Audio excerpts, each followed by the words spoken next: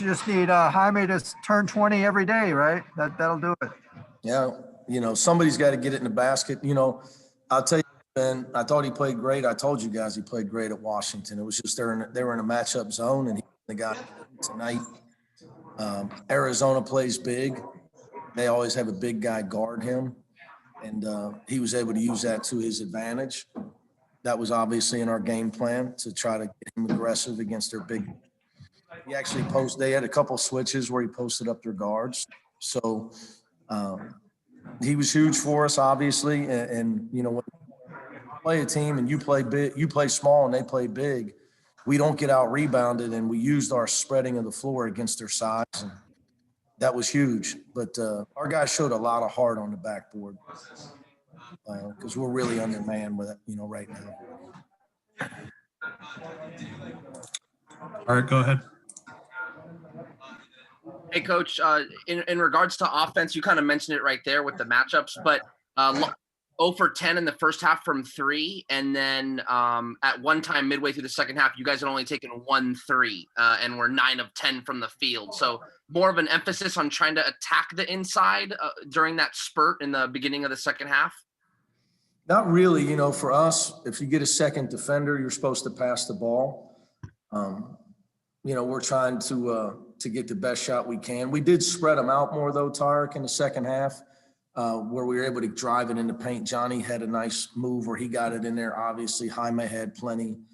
Tiger was pretty confident against Kerr Kriisa in his one-on-one matchup there. So we tried to dribble drive a little bit more. But, I wouldn't go do it over. Those shots we got in the first half, man, when you got Jake and Johnny wide open, those are good looks for us. Those are really good looks for us. So I liked our chances, though, at halftime. I told our guys, if we're able to tighten up, we got to get more aggressive defensively. We got to start the half trying to take them out of their stuff and get up in them, make them feel us a little bit, more effort. But our rebounding was the key. Our rebounding was going to be the key against them. They're an awfully young team. And, it's hard for young teams to play 40 minutes. And I think, that's what Sean's been fighting through the whole year with them. He's done a really good job because we're out there playing guys, and they're not playing one guy that played against us last year other than Ira Lee. We had wars with them last year, and it's an entirely different team. I don't think I've never coached that ever. I've never seen a guy have a whole new team. Mike? Hey, Coach, 16 turnovers from Arizona. You guys turned that into 18 points. How big was that for you tonight? Huge.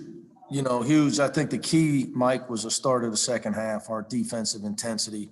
The guys, we talked about taking them out of their comfort zone because they're really well coached, and when they execute, they can pick you apart like they did in probably the first 7-8 possessions of the game. We let them run their stuff, and they know what to do. They know how you're going to defend. They're extremely well prepared. In the second half, we tried to throw them off with more defensive intensity, and hence the turnovers. We caught 4-16, 18 points off turnover. When you're 18-4 points off turnovers, it's hard to get beat. Go to Kari Jones.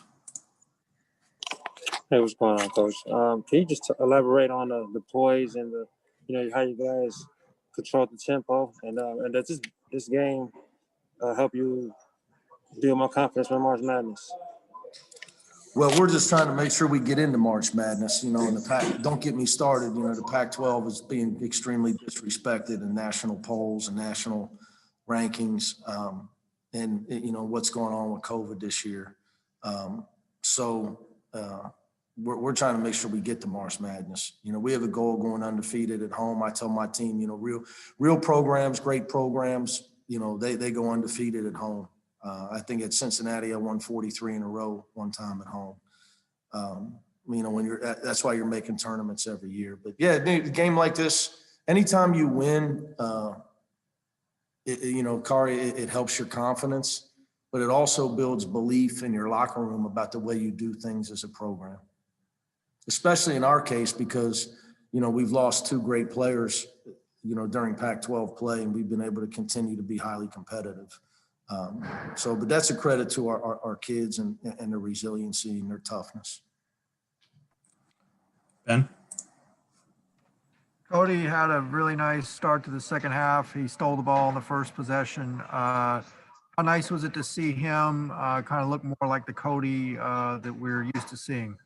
It was great until he stepped on somebody's foot with about 10 minutes to go, Ben. You know, in there, you know, I don't know how, you know, it wasn't that bad. He's okay.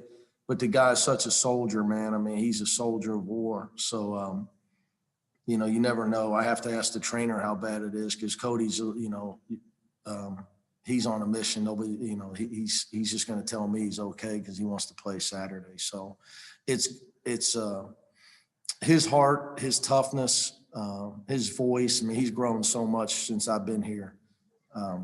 That's the reason that we've been able to turn the program around. Mike?